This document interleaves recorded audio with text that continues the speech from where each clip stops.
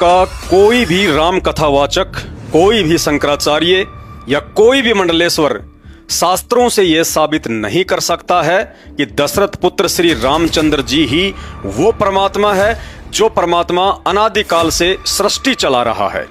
कोई भी राम कथावाचक चारों वेद और गीता जी से यह साबित नहीं कर सकता है कि दशरथ पुत्र श्री रामचंद्र जी की पूजा पाठ करनी चाहिए। मैं दावे के साथ चैलेंज करता हूं और 1 लाख रुपए नगद इनाम की घोषणा भी करता हूं, यदि अपने आप को सनातनी संत महात्मा कहने वाला कोई भी व्यक्ति ये साबित कर दे कि चारों वेद और गीता जी में दशरथ पुत्र श्री रामचंद्र का नाम तक भी लिखा हुआ हो, या राम राम, जय श्री राम, जय सिया राम, सीताराम, दशरथ पुत्र श्री रामचंद्र जी के जपने का मंत्र हो। वीडियो को अंत तक देखने की प्रार्थना अवश्य करूंगा और ये भी कहूंगा कि यह वीडियो उतना लंबा नहीं है जितना लंबा दुख आने वाले युग परिवर्तन के समय में इस वीडियो को ना देखकर आधे अधूरे भगवानों की भक्ति करते रहने के चलते आप जी भोगने वाले हैं। मैं आपके अंदर एक चेतना जागृत करना चाहता हूं कि जिस तरह गणित की पुस्तकों को पढ़े बिना आप एक गणितज्ञ नहीं बन सकते, MBBS की पुस्तकें पढ़े बिना आप एक डॉक्टर नहीं बन सकते, और साइंस की पुस्तकें पढ़े बिना आप एक वैज्ञानिक नहीं बन सकते, ठीक इसी तरह चाहे आप हिंदू हैं या मुसलमान, अपने धर्म की पुस्तकों को पढ़े और समझे बिना ना ही तो आप भगवान की पहचान कर सकते हैं और ना ही एक सच्चे भगत बन सकते हैं। और 2028 तक युग परिवर्तन के समय आने वाले भयंकर विनाशकारी समय में दुनिया को सिर्फ भक्ति ही बचा सकती है और कोई सहारा नहीं है।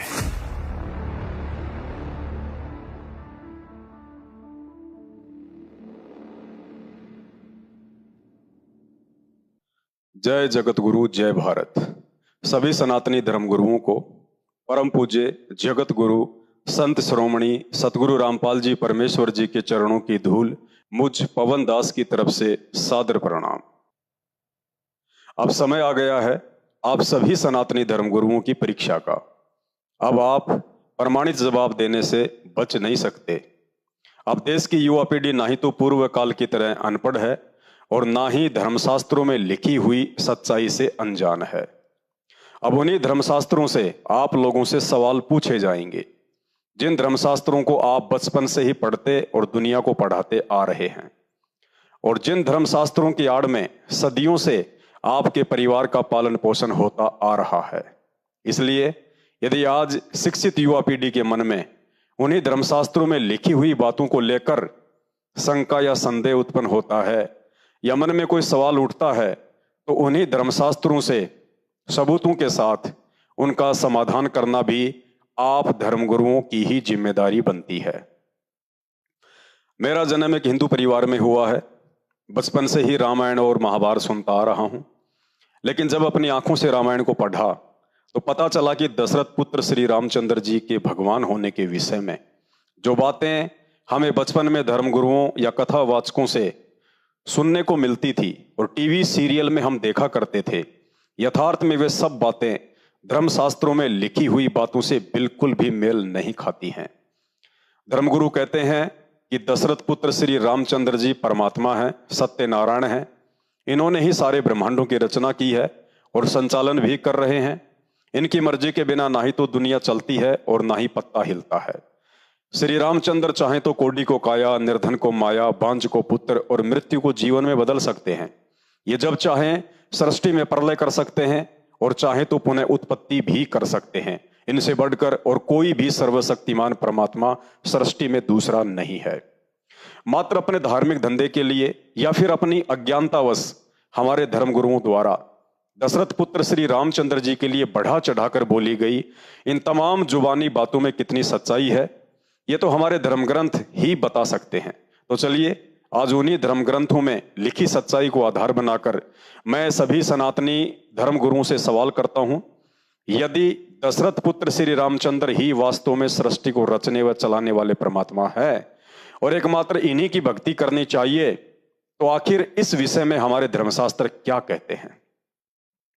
भाई और बहनों, भक्ति का आधार होता है भगवान, अर्थात भक्ति तो उस समय शुरू की जाती है जब यह विश्वास हो जाए कि जिसकी मैं भक्ति शुरू करने जा रहा हूं वास्तव में वो भगवान है भी या नहीं, उस महापुरुष में भगवान वाला कोई लक्षण है भी या नहीं, वो महापुरुष मेरे जीवन में आने वाले संकटों का समाधान करने में सक्षम है भी या नहीं, वो महापुरुष मेरे मन की बात जानने वाला अर्थात अंतर्यामी भगवान है भी या नहीं, समय आने पर वो महापुरुष अपनी भक्ति की शक्ति को साबित करने में समर्थ है भी या नहीं, उसकी भक्ति में वो शक्ति है भी या नहीं जिससे मेरा मोक्ष संभव हो, उसका जीवन चरित्र मेरे से उत्तम है या नहीं जिस पर किसी को उंगली उठाने का मौका भी ना मिले। क्योंकि पवित्र गीता जी के अनुसार यह दुर्लभ मनुष्य योनि मात्र एक पूर्ण परमात्मा की पहचान करके केवल उसी की भक्ति करके मोक्ष प्राप्ति के लिए मिलती है। इसलिए दृढ़ होकर भक्ति पर लगने से पहले यह पहचान अति आवश्यक है कि मेरा इष्ट जिसकी भक्ति में शुरू करने जा रहा हूं, क्या वास्तव में वो एक पूर्ण परमात्मा है जिससे ऊपर सृष्टि में अन्य कोई भी देव महादेव नहीं है, सब उसी के अधीन होकर उसके नौकर बनकर सेवा करते हैं, या कोई उससे ऊपर भी परमात्मा है। तो चलिए ये सब जानने के लिए सबसे पहले हमें भगवान की परिभाषा से परिचित होना पड़ेगा कि भगवान किसे कहते हैं, और साथ ही यदि दशरथ पुत्र श्री रामचंद्र जी ही भगवान हैं तो भगवान के लक्षण श्री रामचंद्र जी की जीवन लीला से मेल करके देखते हैं कि वे कहां तक के भगवान हैं। पॉइंट नंबर 1, शास्त्र प्रमाण देते हैं कि दशरथ पुत्र श्री रामचंद्र जी विष्णु जी के अवतार थे, जबकि श्री मददेवी भागवत पुराण गीता प्रेस गोरखपुर से प्रकाशित कोड नंबर 1133 पहला स्कंद पेज नंबर 27 में श्री विष्णु जी खुद स्वीकार करते हैं कि मैं विष्णु पूर्ण परमात्मा नहीं हूं, मेरा तो जन्म हुआ है और मैं मरता भी हूं, तथा मैं विष्णु दुर्गा देवी से ऊपर किसी को नहीं जानता, उसी की पूजा करता हूं और उसी के अधीन होकर सृष्टि का पालन पोषण करने की जिम्मेदारी से बंधा हुआ हूं। अर्थात शास्त्रों से प्रमाणित हुआ कि श्री विष्णु जी भी पूर्ण परमात्मा अर्थात सृष्टि रचने और चलाने वाले एकमात्र सर्वशक्तिमान राम नहीं हैं, क्योंकि राम किसी के अधीन होकर कार्य नहीं करता और ना ही राम कभी जन्म व मृत्यु से बंधा हुआ होता है, जबकि दशरथ पुत्र श्री रामचंद्र जी तो मात्र श्री विष्णु जी की कुछ अंश शक्ति लेकर त्रेता युग में राजा दशरथ की पत्नी कौशल्या के गर्भ से जन्मे थे। राम शब्द तो मात्र उनके शरीर का नाम था, अर्थात उनकी पहचान थी, जैसे आप और हमारे शरीर के नाम होते हैं। इससे यह साबित हो जाता है कि श्री रामचंद्र जी वह समर्थ भगवान या राम नहीं है जिस राम की शक्ति से अनादिकाल से यह सृष्टि चलायमान है, जो राम जन्म मरण के चक्कर से हमेशा मुक्त होता है, जिस राम को संसार की कोई भी माता अपने गर्भ में रखने में समर्थ नहीं है।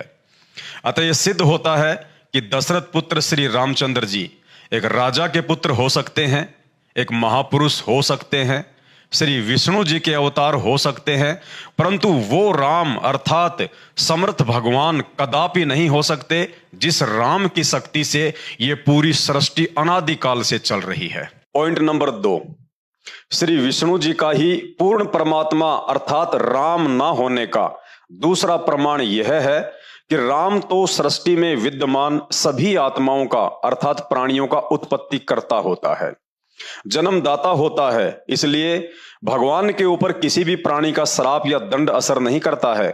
लेकिन शास्त्र प्रमाण देते हैं कि श्री विष्णु जी को उन्हीं के भगत नारद जी ने उन्हें हरि के रूप की जगह बंदर का चेहरा लगा देने पर क्रोध में आकर श्राप देकर 11,000 वर्ष तक श्री रामचंद्र रूप में दुख भोगने के लिए विवश कर दिया। अर्थात अपने ही भगत का श्राप जिसे भोगना पड़ जाए वो किसी भी सूरत में राम अर्थात सर्वशक्तिमान परमात्मा नहीं हो सकता, क्योंकि हमारे चारों वेद उस पूर्ण परमात्मा अर्थात राम की महिमा से युक्त हैं, जिसमें यजुर्वेद अध्याय नंबर 1 का मंत्र नंबर 15 और अध्याय नंबर 5 का मंत्र नंबर 1 बार बार यह गवाही दे रहा है कि परमात्मा घोर से घोर पापों का नाश कर देता है, परमात्मा जीव को किसी भी बंधन या श्राप से मुक्त कर देता है।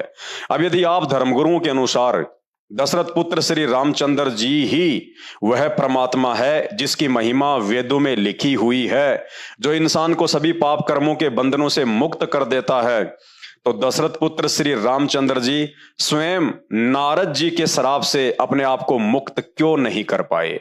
अतः यह सिद्ध होता है कि दशरथ पुत्र श्री रामचंद्र जी एक राजा के पुत्र हो सकते हैं, एक महापुरुष हो सकते हैं, श्री विष्णु जी के अवतार हो सकते हैं, परंतु परम पुरुष अर्थात पूर्ण ब्रह्म परमात्मा कदापि नहीं हो सकते, जिनके ऊपर किसी का भी श्राप या दंड काम नहीं करता है। पॉइंट नंबर 3, भगवान अर्थात राम की परिभाषा में लिखा है कि वह स्वयंभू होता है, अर्थात किसी मां के गर्भ से जन्म लेकर उत्पन्न नहीं होता। वह सबको जन्म देने वाला अनादि पुरुष है, जबकि शास्त्र प्रमाण देते हैं कि श्री रामचंद्र जी ने राजा दशरथ की पटरानी कौशल्या के गर्भ से जन्म लिया था।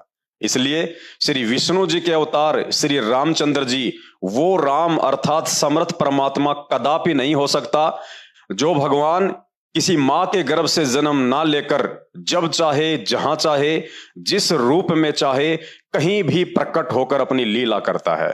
अतः इससे भी सिद्ध होता है कि दशरथ पुत्र श्री रामचंद्र जी एक राजा के पुत्र हो सकते हैं, एक महापुरुष हो सकते हैं, श्री विष्णु जी के अवतार हो सकते हैं, परंतु वो स्वयंभू परमात्मा कदापि नहीं हो सकते, जो परमात्मा जन्म मरण से सर्वथा दूर होता है। पॉइंट नंबर 4, राम अर्थात समर्थ भगवान मर्यादा पुरुषोत्तम होता है। दशरथ पुत्र श्री रामचंद्र जी ने पिता की आज्ञा अनुसार वनवास में जाना अवश्य स्वीकार किया था, परंतु अपनी मर्जी से नहीं, बल्कि नारद जी के द्वारा दिए गए श्राप के दबाव में आकर 14 वर्ष का वनवास स्वीकार करना उनकी मजबूरी बन गई थी। यदि मात्र राजा दशरथ की इसी आज्ञा को मानने के कारण उन्हें मर्यादा पुरुषोत्तम की संज्ञा दी जाती है, तो यह सरासर गलत है, क्योंकि दूसरी तरफ उनकी माता कौशल्या भी आंसू बहा बहाकर उन्हें वनवास में ना जाने की आज्ञा दे रही थी, दुहाई दे रही थी, जिस आज्ञा को श्री रामचंद्र जी ने नजरअंदाज कर दिया था। अतः ऐसे में श्री रामचंद्र जी को मर्यादा पुरुषोत्तम की संज्ञा देना भी शास्त्रों के विरुद्ध है, क्योंकि पुत्र के लिए जितनी आज्ञा पिता की महत्व रखती है, उतनी ही आज्ञा माता की भी महत्व रखती है। इसलिए दशरथ पुत्र श्री रामचंद्र जी एक राजा के पुत्र हो सकते हैं, एक महापुरुष हो सकते हैं, श्री विष्णु जी के अवतार हो सकते हैं, परंतु वो राम अर्थात समर्थ परमात्मा कदापि नहीं हो सकते, जो वास्तव में मर्यादा पुरुषोत्तम कहलाता है, जिसने सृष्टि रचने के बाद ब्रह्मांड में कार्यरत ग्रह, उपग्रह, सूरज, चांद, तारे आदि सबको मर्यादा में बांध रखा है, जिसकी मर्जी से दिन और रात होते हैं, जिसकी आज्ञा से सूर्य क्षण भर भी अपनी मर्यादा नहीं तोड़ता है। पॉइंट नंबर 5, राम अर्थात भगवान अपने एक वचन से सृष्टि को मिटा भी सकता है और पुनः बना भी सकता है, क्योंकि राम के पास शब्द शक्ति होती है और उसकी उसी शब्द शक्ति से सारे ब्रह्मांड, सूर्य, चंद्र आदि अपना कार्य कर रहे हैं। भगवान को हथियारों की जरूरत नहीं पड़ती है। हथियार या तो स्वयं की रक्षा के लिए प्रयोग किया जाता है या दूसरों की सुरक्षा के लिए प्रयोग किया जाता है। इन दोनों ही स्थितियों में हथियार रखने वाला राम नहीं हो सकता, क्योंकि राम स्वयं अमर है, उसे दुनिया का कोई भी हथियार मार नहीं सकता, और राम ने यदि किसी को मारना हो तो उसका एक वचन ही पर्याप्त होता है, उसे हथियार से मारने की जरूरत नहीं पड़ती है। इसलिए दशरथ पुत्र श्री रामचंद्र जी के द्वारा हथियार रूप में धनुष रखना भी ये साबित करता है कि उनके पास वचन शक्ति नहीं थी। अतः दशरथ पुत्र श्री रामचंद्र जी वह समर्थ राम नहीं हो सकता, जो राम भय मुक्त होता है, जो राम सृष्टि संचालन के सभी कार्य अपनी वचन शक्ति से करता है, ना कि हथियारों की शक्ति से। इसलिए दशरथ पुत्र श्री रामचंद्र जी एक राजा के पुत्र हो सकते हैं, एक महापुरुष हो सकते हैं, श्री विष्णु जी के अवतार हो सकते हैं, परंतु अनादिकाल से सृष्टि चलाने वाले आदि राम अर्थात सर्वशक्तिमान परमात्मा कदापि नहीं हो सकते। पॉइंट नंबर 6, राम अर्थात समर्थ भगवान उसे कहते हैं जो राजाओं को राज्य भीख में देता है, जिसे राज्य करने की कोई लालसा नहीं होती है, परंतु जिसे एक सामान्य नागरिक की भांति राज्य करने की लालसा या राज्य हाथ से निकल जाने का दुख हो, वह भला राम कैसे हो सकता है। श्रीमद् देवी भागवत पुराण गीता प्रेस गोरखपुर से प्रकाशित, कोड नंबर 1133, तीसरा स्कंद, पेज नंबर 218। इसमें प्रमाण है कि श्री रामचंद्र जी को इस बात का बेहद दुख था कि राज्य उनके हाथ से चला गया। मन में राज्य की लालसा रखने वाले पुरुष को लालची कहा जाता है तथा लालच एक विकार है जो सामान्य प्राणियों में हो सकता है, लेकिन उस राम अर्थात समर्थ भगवान में नहीं, जो सृष्टि में राजाओं को राज्य और देवताओं को देव पद भी भीख में बांटता है। अतः शास्त्र ही प्रमाण दे रहे हैं कि दशरथ पुत्र श्री रामचंद्र जी एक राजा के पुत्र हो सकते हैं, एक महापुरुष हो सकते हैं, श्री विष्णु जी के अवतार हो सकते हैं, परंतु उन्हें उस समर्थ भगवान की संज्ञा नहीं दी जा सकती है जो सर्व सृष्टि के रचनहार हैं, जो एकमात्र सर्वशक्तिमान परमात्मा हैं, जिनकी शक्ति से यह सृष्टि अनादिकाल से चल रही है। पॉइंट नंबर 7, राम अर्थात भगवान उसे कहते हैं जिसके समान सृष्टि में कोई दूसरी शक्ति ना हो। अपने द्वारा रची गई सृष्टि में वह स्वयं ही प्रधान होता है, बाकी सब उसके अधीन होते हैं। किसी भी स्थिति में उसे समय या काल के चक्कर में बांधा नहीं जा सकता।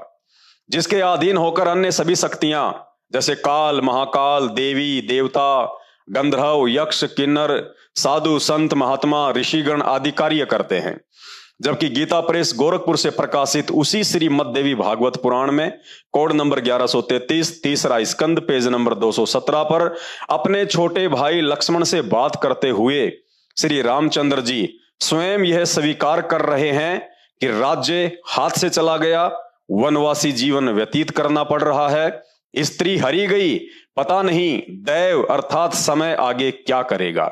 अतः यह शास्त्र ही सिद्ध कर रहे हैं कि श्री विष्णु जी श्री राम रूप में दैव अर्थात काल के अधीन होकर नारद जी का श्राप भोगने के लिए ही राजा दशरथ के घर में उनके पुत्र के रूप में जन्मे थे। इसलिए दशरथ पुत्र श्री रामचंद्र जी एक राजा के पुत्र हो सकते हैं, एक महापुरुष हो सकते हैं, श्री विष्णु जी के अवतार हो सकते हैं, परंतु वो वह राम नहीं कहला सकते जो राम अर्थात भगवान कभी किसी दैव अर्थात काल के अधीन होकर नहीं रहता, बल्कि काल पुरुष स्वयं उसके अधीन होकर नतमस्तक रहता है। पॉइंट नंबर 8, राम अर्थात समर्थ भगवान उसे कहते हैं जो सृष्टि में कभी भी किसी के षड्यंत्र का शिकार नहीं होता, जो सबके मन की बात जानने वाला अंतर्यामी होता है। जबकि शास्त्र प्रमाण देते हैं कि दशरथ पुत्र श्री रामचंद्र जी रावण और उसके मामा मारीच के षड्यंत्र का शिकार हुआ, क्योंकि रावण ने सीता का अपहरण करने के लिए अपने मामा मारीच को सोने का हिरण बनाकर श्री रामचंद्र जी को सीता से अलग करने की एक योजना बनाई थी, जिसमें रावण सफल हुआ और सीता का अपहरण हुआ। इसलिए दशरथ पुत्र श्री राम को समर्थ भगवान की संज्ञा देना भी शास्त्र विरुद्ध है। श्री रामचंद्र जी को अंतर्यामी भगवान का दर्जा देना भी शास्त्र विरुद्ध है। यदि वे अंतर्यामी होते तो सोने का हिरण देखकर तुरंत होशियार हो जाते कि यह अवश्य कोई मायावी षड्यंत्र है, क्योंकि हिरण कभी सोने का नहीं होता। परंतु श्री रामचंद्र जी उस वक्त दैव पुरुष अर्थात काल के अधीन थे। उनकी सोचने समझने की शक्ति दैव पुरुष के द्वारा शून्य कर दी गई थी। इसलिए दशरथ पुत्र श्री रामचंद्र जी एक राजा के पुत्र हो सकते हैं, एक महापुरुष हो सकते हैं, श्री विष्णु जी के अवतार हो सकते हैं, परंतु वो अंतर्यामी परमात्मा कदापि नहीं हो सकते जो अंतर्यामी परमात्मा इंसान तो छोड़िए, पशु पक्षियों के मन की बात और भाषा से भी भली भांति परिचित होता है, जो कभी किसी के षड्यंत्र का शिकार होने वालों में से नहीं है। पॉइंट नंबर 9, राम अर्थात भगवान मोहमाया से बहुत दूर होता है, उसे किसी का भी मोह व्याप्त नहीं होता। भगवान की भक्ति से तो दुनिया मोह माया का त्याग करके मोक्ष प्राप्त करती है, लेकिन शास्त्र प्रमाण देते हैं कि दशरथ पुत्र श्री रामचंद्र जी स्वयं भयंकर रूप से मोह ममता में जकड़े हुए थे। सीता जी के अपहरण के बाद उनके वियोग में व्याकुल होकर रो रोकर उनका बुरा हाल हो गया था। बच्चों की भांति रोते हुए जंगल में पेड़ों से लिपटकर सीता का पता पूछ रहे थे। गीता प्रेस गोरखपुर से प्रकाशित उसी श्रीमद् देवी भागवत पुराण के तीसरे स्कंद में पेज नंबर 218 पर स्पष्ट लिखा हुआ है कि श्री रामचंद्र जी विलाप करते हुए अपने छोटे भाई लक्ष्मण से कह रहे हैं कि हे लक्ष्मण, जानकी के बिना मेरी मृत्यु निश्चित है।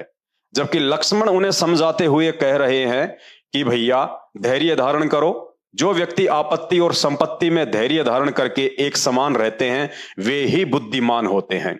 अब आप समझ गए होंगे कि श्री रामचंद्र जी लक्ष्मण जी के इस कथन अनुसार बुद्धिमान पुरुष थे या नहीं।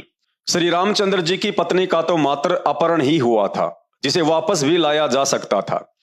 जबकि अपनी पत्नी के मर जाने पर आज समाज में एक सामान्य व्यक्ति भी धैर्य धारण कर लेता है और परिवार के अन्य व्यक्तियों को भी ये कहकर हिम्मत देता है कि परमात्मा की मर्जी के आगे किसकी चलती है।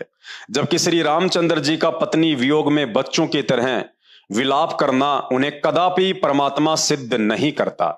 इसलिए दशरथ पुत्र श्री रामचंद्र जी एक राजा के पुत्र हो सकते हैं, एक महापुरुष हो सकते हैं, श्री विष्णु जी के अवतार हो सकते हैं, लेकिन उन्हें परमात्मा की संज्ञा देना किसी भी तरह से सिद्ध नहीं होता है, ना ही शास्त्रों से और ना ही उनकी जीवन लीला से।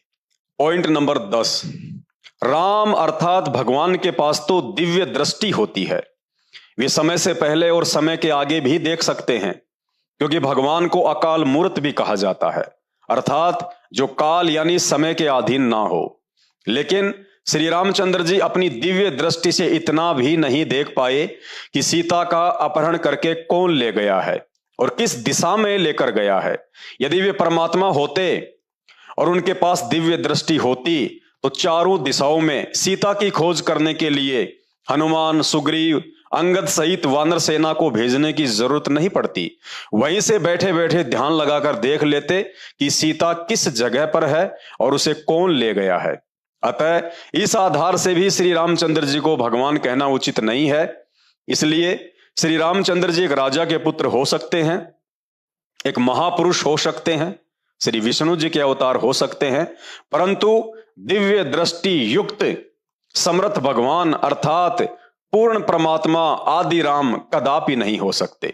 पॉइंट नंबर 11, राम अर्थात समर्थ भगवान 5 विकार काम, क्रोध, लोभ, लालच और मोह से दूर होता है। लेकिन श्री रामचंद्र जी ने सुग्रीव के साथ मात्र अपनी इस स्वार्थ पूर्ति के लिए बाली को मारकर उसे किष्किंधा का राजा बनाया, ताकि सुग्रीव राजा बनते ही अपनी समुचित वानर सेना की मदद सीता को लंका से वापस लाने में लगा देगा।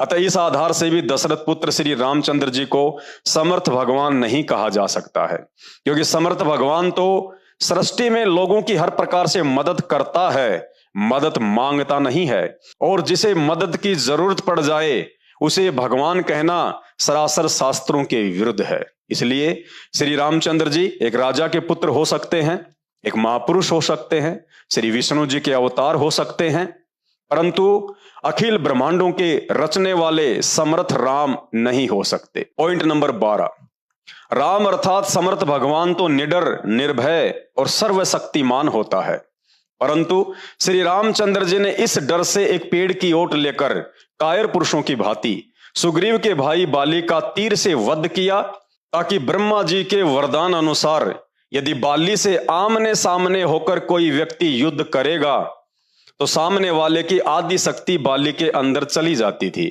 और वह व्यक्ति बाली से पराजित हो जाता था। दशरथ पुत्र श्री रामचंद्र जी को यह बात सुग्रीव ने पहले ही बता दी थी, इसलिए श्री रामचंद्र जी ने आमने सामने युद्ध में पराजित होने के डर से छल का सहारा लिया। अतः इस आधार से भी श्री रामचंद्र जी को भगवान नहीं कहा जा सकता। यदि दशरथ पुत्र श्री रामचंद्र जी ही पूर्ण परमात्मा होते तो भला सृष्टि में ऐसा कौन योद्धा है जो उनकी शक्ति अपनी ओर खींच सके और भगवान को पराजित कर सके। इसलिए श्री रामचंद्र जी एक राजा के पुत्र हो सकते हैं, एक महापुरुष हो सकते हैं, श्री विष्णु जी के अवतार हो सकते हैं, परंतु उन्हें सर्वशक्तिमान भगवान कहकर उनकी झूठी महिमा करना उस वास्तविक पूर्ण परमात्मा की तौहीन है जिसके समान बलवान पुरुष इस सृष्टि में अन्य कोई नहीं है। पॉइंट नंबर 13, राम अर्थात समर्थ भगवान वह होता है जो कुछ भी करने में समर्थ हो, जिसे किसी के आगे हाथ फैलाने की जरूरत ना पड़े। जबकि श्री रामचंद्र जी 3 दिन तक समुद्र के आगे हाथ जोड़कर रास्ता मांगने की याचना करते रहे और समुद्र ने उनकी एक ना सुनी अर्थात यदि श्री रामचंद्र जी ही वह समर्थ भगवान थे जिस भगवान ने एक पल में सातों समुद्र बनाए हों, तो भला उस भगवान को अपने द्वारा बनाए गए उसी समुद्र के आगे 3 दिन तक हाथ जोड़कर खड़े होने की क्या जरूरत थी। प्रमाण मिलता है कि लंका का राजा रावण सिद्धि शक्ति से अपनी लाखों करोड़ों की राक्षस सेना को आकाश में उड़ाकर देवताओं के राजा इंद्र पर हमला कर देता है और 33 करोड़ देवी देवताओं को बंधक बनाकर अपनी कैद में डाल देता है। तो भाइयों और बहनों, विचार करो, क्या हमारे श्री रामचंद्र जी उस रावण से भी कमजोर थे जो वानर सेना सहित लंका जाने के लिए समुद्र पर पुल बनाने का इंतजाम कर रहे थे? आप स्वयं विचार कीजिए कि शक्तिमान कौन था, रावण या श्री राम। इसलिए श्री रामचंद्र जी एक राजा के पुत्र हो सकते हैं, एक महापुरुष हो सकते हैं, श्री विष्णु जी के अवतार हो सकते हैं, परंतु उन्हें किसी भी सूरत में पूर्ण परमात्मा की संज्ञा देना शास्त्रों के विरुद्ध है। पॉइंट नंबर 14, राम अर्थात समर्थ भगवान कभी भी क्रोध नहीं करता, क्योंकि क्रोध 5 विकारों में से एक विकार है। क्रोध हमेशा कमजोर व दुर्बल मनुष्य का लक्षण है। जब श्री रामचंद्र जी को समुद्र ने 3 दिन तक घुटने तक पानी में खड़े रहकर हाथ जोड़कर याचना करने के बाद भी रास्ता नहीं दिया, तो उन्होंने आग बबूला होकर समुद्र को सुखाने के लिए अपना अग्नि बाण तैयार कर लिया। क्रोध में श्री रामचंद्र जी ने तनिक भी विचार नहीं किया कि समुद्र का जल सूख गया तो उसमें निवास करने वाले अरबों खरबों जीव तड़प तड़प कर दम तोड़ देंगे। अर्थात श्री रामचंद्र जी क्रोध रूपी राक्षस के भी अधीन थे, जो कि भगवान का लक्षण नहीं होता है। इसलिए श्री रामचंद्र जी एक राजा के पुत्र हो सकते हैं, एक महापुरुष हो सकते हैं, श्री विष्णु जी के अवतार हो सकते हैं, परंतु वो समर्थ परमात्मा कहलाने योग्य नहीं हो सकते जो भगवान क्षमा और दया की मूर्ति होता है, क्रोध जिसके आसपास भी नहीं होता है, जिसकी कृपा दृष्टि से बिगड़े हुए कार्य भी बन जाते हैं।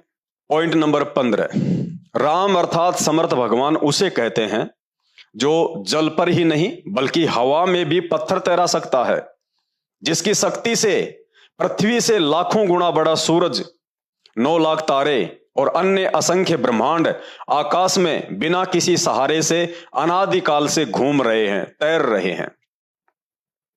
यदि अनादिकाल से इन समस्त ब्रह्मांडों को चलाने वाले भगवान दशरथ पुत्र श्री रामचंद्र जी ही थे, तो भला ऐसे भगवान के लिए पत्थर के टुकड़ों को समुद्र के जल पर तैराना कौन सी बड़ी बात थी। लेकिन दशरथ पुत्र श्री रामचंद्र जी इतना भी नहीं कर पाए।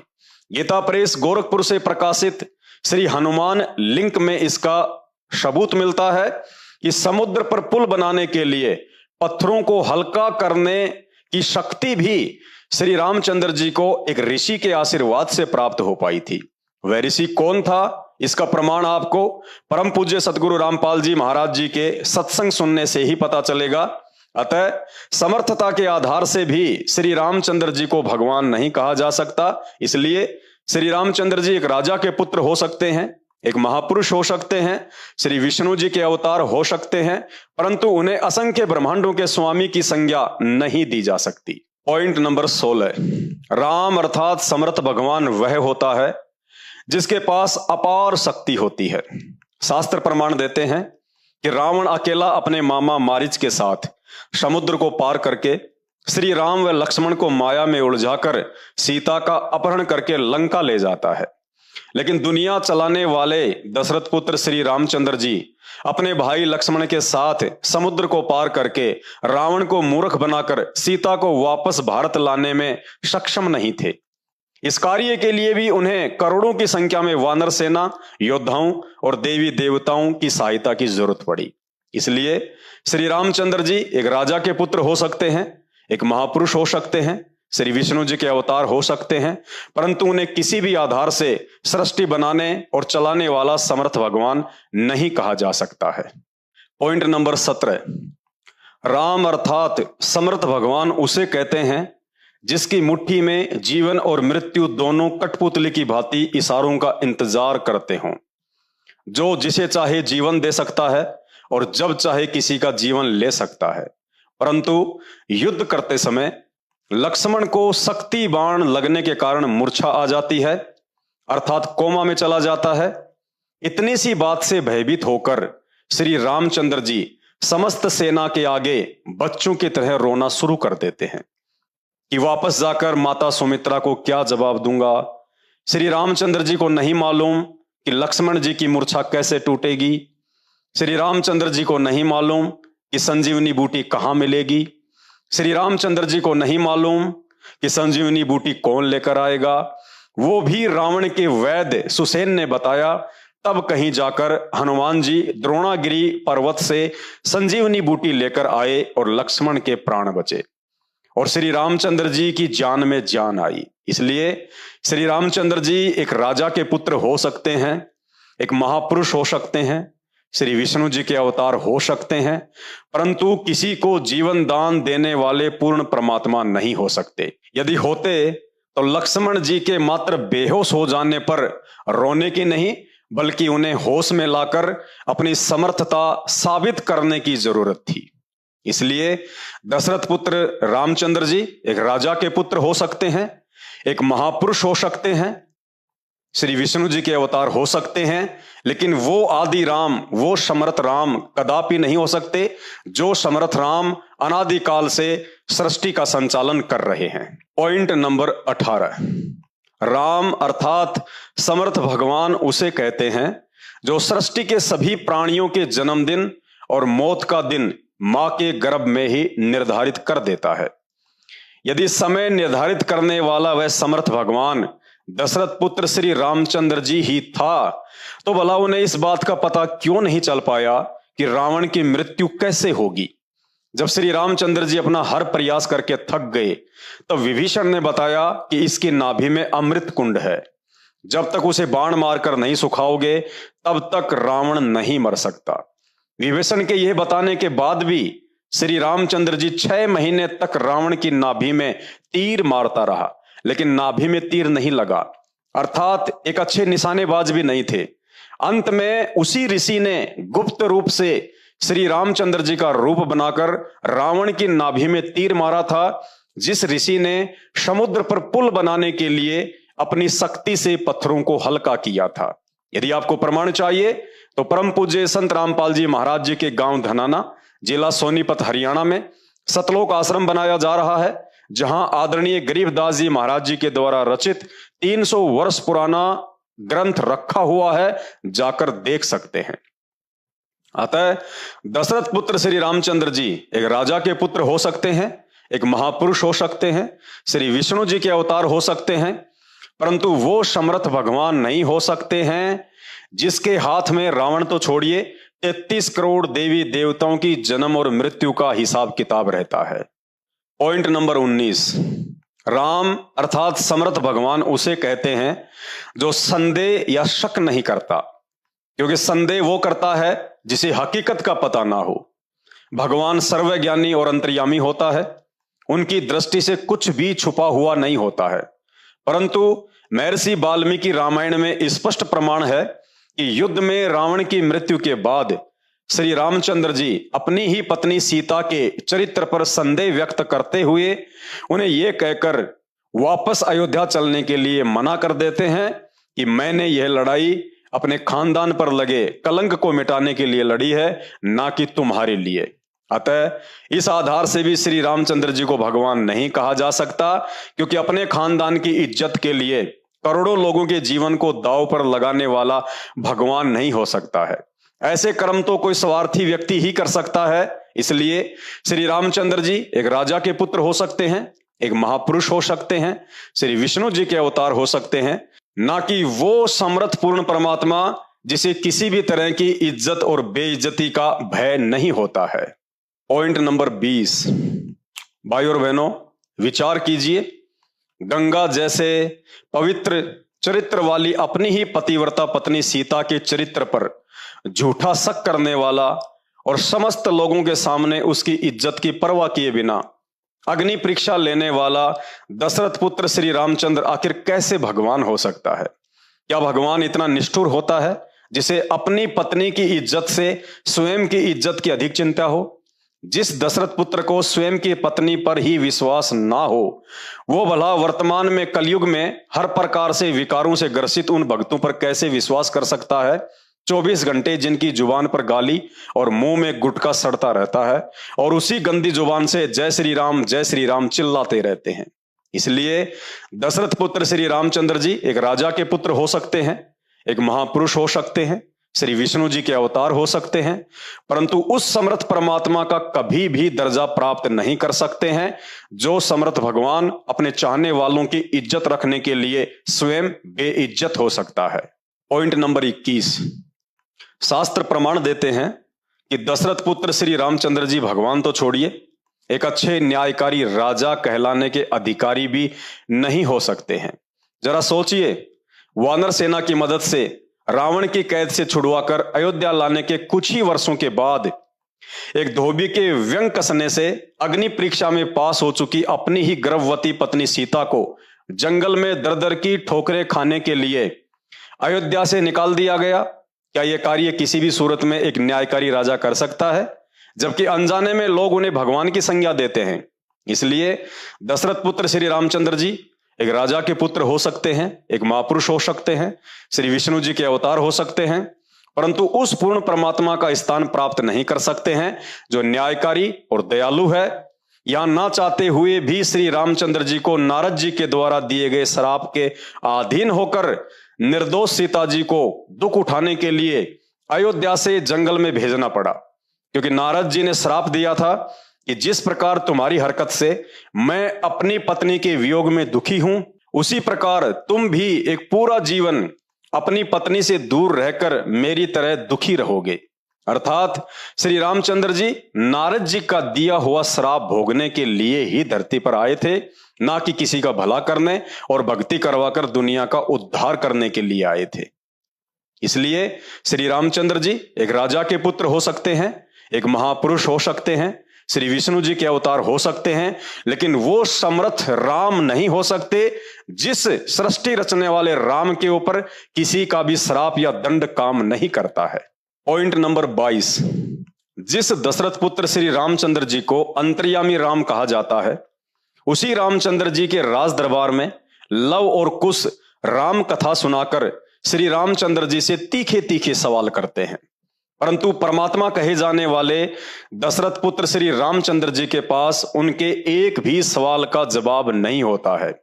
आखिर उन्हें शर्मिंदा होना पड़ता है और यह सोचने पर मजबूर होना पड़ता है कि उन्होंने सीता जी के साथ काल के अधीन होकर नारद जी के श्राप के चलते अन्याय किया है, जिसके लिए संसार में वे सदा निंदा के पात्र बने रहेंगे। दूसरी तरफ घट घट के वासी कहे जाने वाले श्री रामचंद्र जी यह भी नहीं जान पाते हैं कि कथा कहने वाले दोनों बालक उन्हीं के पुत्र हैं। अब आप ही बताइए, किस आधार से श्री रामचंद्र जी को भगवान मानकर अपने मोक्ष के लिए उनकी पूजा अर्चना की जाए। इसलिए श्री रामचंद्र जी एक राजा के पुत्र हो सकते हैं, एक महापुरुष हो सकते हैं, श्री विष्णु जी के अवतार हो सकते हैं, लेकिन कदापि वो समर्थ परमात्मा नहीं हो सकते हैं जो समर्थ परमात्मा केवल सुख देता है और किसी के भी साथ अन्याय नहीं करता है। पॉइंट नंबर 23, सोचिए, श्री रामचंद्र जी के अश्वमेघ यज्ञ का घोड़ा उन्हीं के पुत्र पकड़ लेते हैं। अंतर्यामी परमात्मा कहे जाने वाले श्री रामचंद्र जी अपने ही पुत्रों से युद्ध करने के लिए लाखों की सेना भी भेज देते हैं। श्री रामचंद्र जी की सेना पराजित भी हो जाती है। क्रोध से लाल होकर अंत में श्री रामचंद्र जी स्वयं सेना लेकर उस बच्चे से युद्ध करने के लिए अयोध्या से निकल पड़ते हैं। आमना सामना भी होता है और लज्जित भी होना पड़ता है, लेकिन यह नहीं जान पाते हैं कि वो दोनों बालक उसी के पुत्र हैं। चलिए, नहीं जान पाए तो ना सही, परंतु आप और हमारे लिए सोचने का विषय है, क्या अयोध्या के चक्रवर्ती राजा और विष्णु जी के अवतार कहे जाने वाले श्री रामचंद्र जी को दो छोटे छोटे बालकों से युद्ध करना शोभा देता है? लेकिन इसमें बेचारे रामचंद्र जी का कोई दोष नहीं था, क्योंकि नारद जी के श्राप के अधीन होकर उन्हें यह सब करने के लिए काल पुरुष विवश कर रहा था। इसलिए श्री रामचंद्र जी एक राजा के पुत्र हो सकते हैं, एक महापुरुष हो सकते हैं, श्री विष्णु जी के अवतार हो सकते हैं, परंतु ब्रह्मांड के वो समर्थ भगवान नहीं हो सकते हैं जो भगवान कभी किसी काल पुरुष के अधीन होकर मतिहीन कार्य नहीं करता है। सोचिए, जिस दशरथ पुत्र श्री रामचंद्र जी को अज्ञानतावश आपने परमात्मा मान लिया है, उसी विष्णु अवतार श्री रामचंद्र जी के लिए लक्ष्मण जैसे वफादार भाई ने 14 वर्ष का वनवास भोगा, स्त्री सुख व राज्य सुख का परित्याग किया। अंत में उसी लक्ष्मण को स्वयं श्री रामचंद्र जी ने ही दुर्वासा ऋषि के कहने पर मृत्यु दंड की सजा सुनाई। और शास्त्र प्रमाण देते हैं, श्राप के वशीभूत होकर बेचारे लक्ष्मण ने सरयू नदी में आत्महत्या की, जिसे शास्त्रीय भाषा में जल समाधि कहते हैं, ताकि इस सत्य से पर्दा ना उठ सके। अब आप ही बताइए, श्री रामचंद्र जी किस आधार से भगवान हो सकते हैं? भगवान तो ऐसे स्वामी भक्त वफादार भाई के श्राप को पल में काट सकता है। भगवान उसी शक्ति को कहते हैं जो होनी को अनहोनी और अनहोनी को होनी में बदल दे। परंतु यहां भगवान कहे जाने वाले श्री रामचंद्र जी अपने भाई को श्राप मुक्त करने की बजाय उन्हें उल्टा मृत्यु दंड की सजा सुना रहे हैं।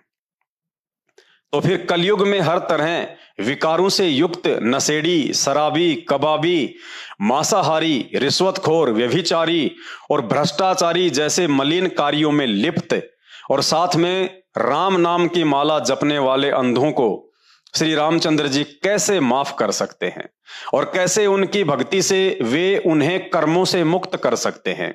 इसलिए श्री रामचंद्र जी एक राजा के पुत्र हो सकते हैं, एक महापुरुष हो सकते हैं, श्री विष्णु जी के अवतार हो सकते हैं, परंतु किसी भी सूरत में उन्हें भगवान की, परमात्मा की संज्ञा नहीं दी जा सकती है। जो परमात्मा भक्ति करने वाले भगत के घोर से घोर पाप कर्मों का सत्यानाश करके उसे सुखी जीवन प्रदान करता है। पॉइंट नंबर 25, दशरथ पुत्र श्री रामचंद्र जी को ना ही तो शास्त्रीय आधार से पूर्ण परमात्मा की संज्ञा दी जा सकती है और ना ही सामाजिक आधार से। श्री रामचंद्र जी के ही शासनकाल में एक शंबुक नाम का व्यक्ति, जिसे शूद्र कहा जाता है, स्वर्ग प्राप्ति के लिए कठोर तप कर रहा था। नारद जी के बहकाने से कि धर्मशास्त्रों में सतयुग, त्रेतायुग और द्वापर युग में शूद्रों को भक्ति करने का अधिकार नहीं है, जिस कारण आपके राज्य में एक ब्राह्मण पुत्र की अकाल मौत हो गई है। हे राजन, जब तक आप उस शूद्र पुत्र शंबुक को दंड नहीं देंगे तो आपके राज्य में इसी तरह अकाल मौतें होती रहेंगी। भाइयों और बहनों, श्री रामचंद्र जी ने शास्त्र ज्ञानहीन नारद की बातों में आकर शंबुक की गर्दन तलवार से काट डाली, जबकि उस समय तक ना ही तो पुराण लिखे गए थे और ना ही गीता जी। सिर्फ 4 वेद ही विद्यमान थे और उन चारों वेदों में कहीं भी इस तरह का घटिया प्रमाण आपको देखने को नहीं मिलेगा कि शूद्रों को कलयुग के अलावा अन्य किसी भी युग में भक्ति नहीं करनी चाहिए। बल्कि वेद तो इस बात की गवाही देते हैं कि मनुष्य शरीर सिर्फ और सिर्फ भक्ति करके मोक्ष प्राप्ति के लिए ही मिलता है। मानव जन्म पाए कर जो नहीं रटे हरि नाम, जैसे कुआं जल बिना फिर बनवाया क्या काम। अब आप ही बताइए, एक तरफ तो आप कहते हैं कि सभी को राम की भक्ति करनी चाहिए और उधर भक्ति करने वाले को स्वयं राम ही मौत के घाट उतार रहे हैं। भक्ति करने वाले शंबुक को अकारण ही मृत्यु दंड देने वाले श्री रामचंद्र जी को आप किस आधार से प्रमाण देकर परमात्मा साबित कर सकते हैं? इसलिए श्री रामचंद्र जी एक राजा के पुत्र हो सकते हैं, एक महापुरुष हो सकते हैं, श्री विष्णु जी के अवतार हो सकते हैं, परंतु उस दयालु भगवान का दर्जा कभी भी प्राप्त नहीं कर सकते हैं जो दयालु भगवान भक्ति करने वाले साधकों से प्रसन्न होता है, ना कि उन्हें मृत्यु दंड देता है। पॉइंट नंबर 26, भाइयों और बहनों, पैदा होने से लेकर मरने तक सिवाय लड़ाई झगड़े और मारपीट के यदि एक भी कोई धर्म या देश हित का कार्य दशरथ पुत्र श्री रामचंद्र जी ने किया हो तो कोई भी धर्मगुरु, राम कथावाचक या राम भगत शास्त्रों से प्रमाण करके दिखाए। रावण के साथ युद्ध किया तो अपने स्वार्थ के लिए किया, क्योंकि अपनी पत्नी को छुड़वाना था। ना ही राम रावण युद्ध कोई राष्ट्र हित में लड़ा गया युद्ध था कि रावण ने भारत की सीमाओं पर अपना अधिकार जमा लिया था और रामचंद्र जी ने भारत की सीमाओं को रावण के कब्जे से छुड़वाने के लिए युद्ध लड़ा हो।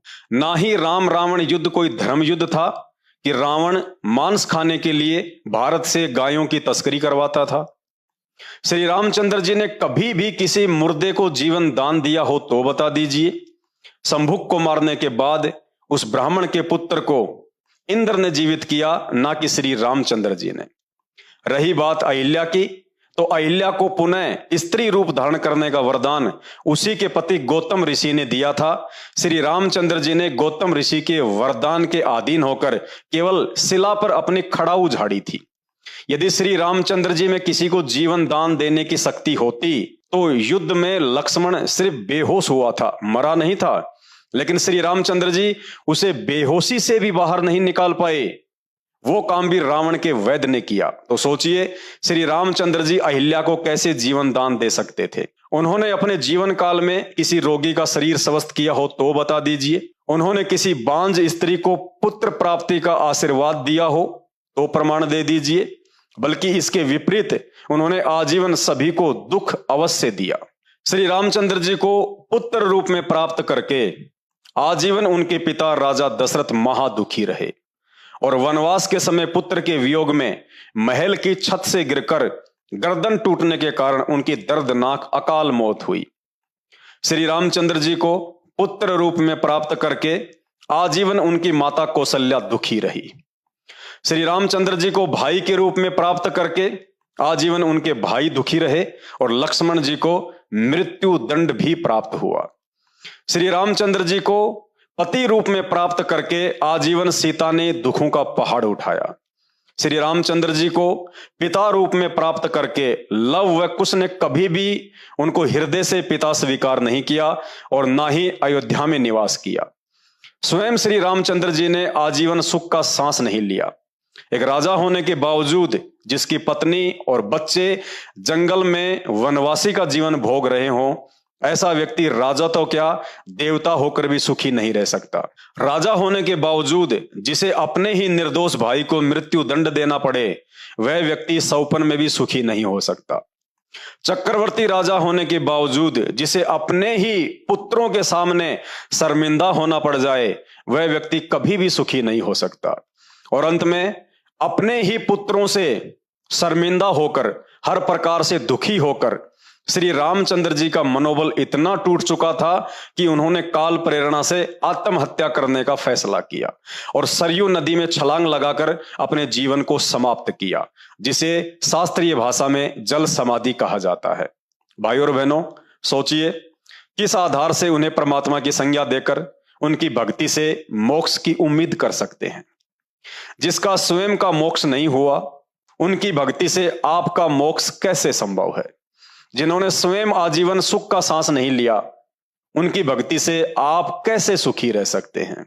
भारत देश के सभी सनातनी धर्मगुरुओं से मेरा आग्रह है, अब शिक्षित समाज के सामने आप धर्मगुरुओं का यह बेतुका तर्क भी कुछ काम आने वाला नहीं है कि उन्होंने ये सब लीला करके एक आम नागरिक का जीवन जीकर दिखाया। यदि उन्होंने लीला करके आम आदमी का ही जीवन जीकर दिखाया है और सारी उम्र आम आदमी वाले ही कार्य किए हैं, तो उन्हें भगवान मानकर पूजा करना कौन सी समझदारी है। उन्हें आम आदमी की तरह ही लेना चाहिए। मैं तो यहां तक कहूंगा कि उन्होंने आम आदमी की लीला भी अच्छे से नहीं निभाई।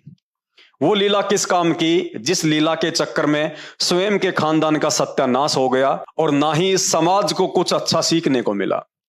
क्योंकि आम आदमी भी अपनी एक पत्नी के लिए करोड़ों लोगों के जीवन को दांव पर नहीं लगाता, जो दशरथ पुत्र श्री रामचंद्र जी ने किया। आम आदमी कभी भी अपनी पत्नी पर इस तरह शंका करके उसे समाज में बेइज्जत नहीं करता है, जिस प्रकार दशरथ पुत्र श्री रामचंद्र जी ने किया। आम आदमी कभी भी अपनी गंगा जैसे पाक चरित्र वाली पत्नी को किसी समाज के व्यक्ति के कहने से घर से निष्कासित नहीं कर सकता, जैसा कि श्री रामचंद्र जी ने किया। आम आदमी कभी भी अपने बच्चों के साथ युद्ध नहीं करता, जैसा कि श्री रामचंद्र जी ने किया। इसलिए श्री रामचंद्र जी एक राजा के पुत्र हो सकते हैं, एक महापुरुष हो सकते हैं, श्री विष्णु जी के अवतार हो सकते हैं, परंतु उन्हें परमात्मा की संज्ञा देना, परमात्मा की तौहीन करने के समान है। भाई और बहनों, अब एक छोटा सा संदेश है, आप सभी भगत भाई बहन ध्यान से सुनिए और मेरे द्वारा ये जो वीडियो बनाया गया है इस मकसद को समझिए और अपने इस मानव जीवन को सफल बनाइए। आने वाला समय 2028 युग परिवर्तन का समय है, भयंकर महाविनाश का समय है और उस महाविनाश के समय में केवल और केवल भक्ति बचा सकती है। और भक्ति के लिए यह आवश्यक है कि सबसे पहले आप भगवान की पहचान करें, परमात्मा की पहचान करें। भक्ति तो उसके बाद शुरू होगी। भाई और बहनों, 2 घंटे से मुझे थूक बिलोने का कोई शौक नहीं है। आप भी अपने कीमती समय में से थोड़ा बहुत समय निकाल के ये वीडियो देख रहे हैं, तो ये वीडियो देखने का फायदा उसी समय है जब आप संत रामपाल जी के सत्संग सुनना शुरू करें। क्योंकि आज इस पूरी धरती पर केवल एक ही परम संत है, बाकी कोई संत इस धरती पे नहीं है। और जितने भी संत हैं ये धर्म गुरु हैं, इनको अपने स्वयं के धर्म के विषय में पूरी जानकारी नहीं है, इनको स्वयं के धर्म ग्रंथों के विषय में पूरी जानकारी नहीं है। हिंदू धर्म गुरुओं को गीता जी और वेदों के विषय में पूरी और सच्ची जानकारी नहीं है। मुल्ला और मौलवियों को मुसलमान धर्म के विषय में, कुरान शरीफ के विषय में, तौरेत जबूर और इंजिल के विषय में पूरी जानकारी नहीं है। जितने भी पादरी और पास्टर हैं, इनको बाइबल के विषय में पूरी जानकारी नहीं है। सिखों को गुरु ग्रंथ साहिब के विषय में जानकारी नहीं है, ना ही बौद्ध और जैन समाज को अपने अपने धर्म ग्रंथों की जानकारी है। ये सारी जानकारी संत रामपाल जी ने सभी धर्म के मानने वालों को दी है। आपने उनके सत्संग सुनने पड़ेंगे और सत्संग सुन के आप विचार कीजिए कि आपको मानव जन्म क्यों मिला है।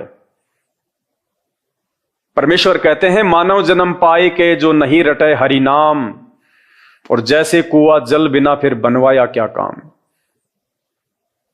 ये 84 लाख योनियों से भिन्न एक मानव शरीर हमारी को केवल और केवल भक्ति के लिए मिलता है।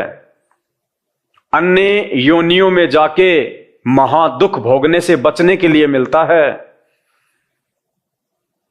और यह केवल उसी समय संभव है जब हम एक परमेश्वर की भक्ति करें।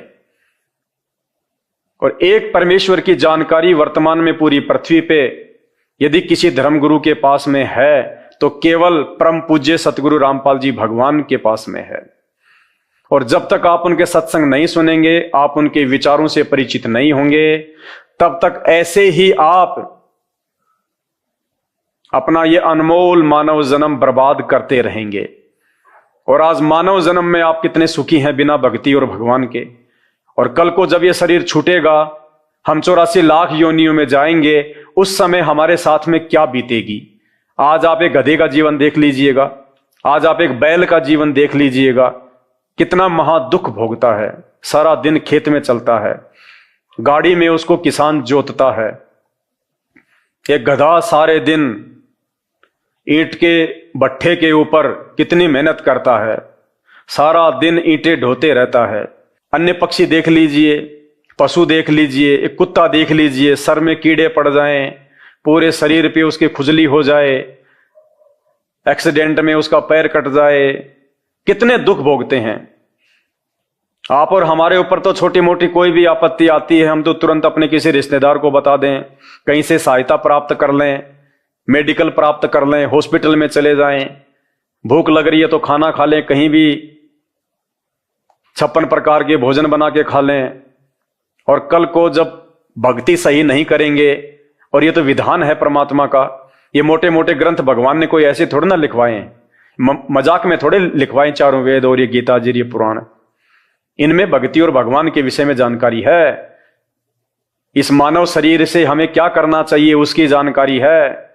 और यदि हमने वो कार्य नहीं किया, संत रामपाल जी की शरण में आके एकमात्र पूरे विश्व में उस तत्वदर्शी संत की शरण प्राप्त करके यदि हमने एक परमात्मा की भक्ति नहीं की, तो अगला जन्म 84 लाख योनियों का।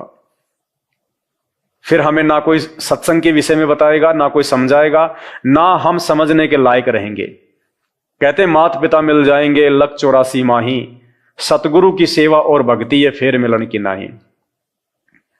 आज अनजाने में लोग कहते हैं माता पिता ही हमारे गुरु हैं, माता पिता ही हमारे गुरु हैं।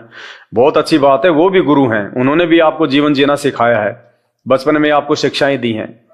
लेकिन बिना आध्यात्मिक गुरु के वो माता पिता भी मरने के बाद 84 लाख योनियों में जाएंगे और आप भी 84 लाख योनियों में जाएंगे। वहां पे ना आपको मां बचाएगी, ना आपको वो पिता बचाएगा। तो ये परमपिता परमात्मा इस धरती पे प्रकट है, सबका पिता है, सबकी मां है। ये हमें सत्य आध्यात्मिक ज्ञान देके 84 लाख योनियों से भी बचाएंगे। और इस शरीर में रहते सहते यदि हमारे ऊपर कोई संकट आना होगा, कोई परेशानी या कोई दुख आना होगा, हमारे कोई प्रारब्ध का, हमारे कोई पूर्व जन्मों के कुकर्मों का, उसको भी संत रामपाल जी अपनी भक्ति से काटने में समर्थ हैं। आपके ऊपर वो कष्ट नहीं आने देंगे यदि आप उनकी मर्यादा में रह के भक्ति करेंगे। तो मेरी केवल आपसे विनती है, आपसे प्रार्थना है, मैं आपको केवल समझा ही सकता हूं, बता ही सकता हूं, जानकारी ही दे सकता हूं। बाकी प्यास आपको होनी चाहिए, भूख आपको होनी चाहिए, तभी आप उस चीज को प्राप्त जो है वो कर पाएंगे। तो आज के वीडियो में केवल इतना ही। आगे फिर परमपिता परमेश्वर के आशीर्वाद से आप सभी भाई बहनों के मार्गदर्शन के लिए वीडियो आते रहेंगे। अभी तक यदि आपने हमारे Facebook page Pawan Das is live को फॉलो नहीं किया है तो आप जी फॉलो करें, वीडियो को शेयर करें, ताकि यह जानकारी अन्य भगत भाई बहनों तक भी पहुंचे जो अभी उन अज्ञानी और नकली धर्मगुरुओं के चक्कर में अपने मानव जीवन को बर्बाद कर रहे हैं। बंदी छोड़ सतगुरु रामपाल जी भगवान की जय हो। हिंदुस्तान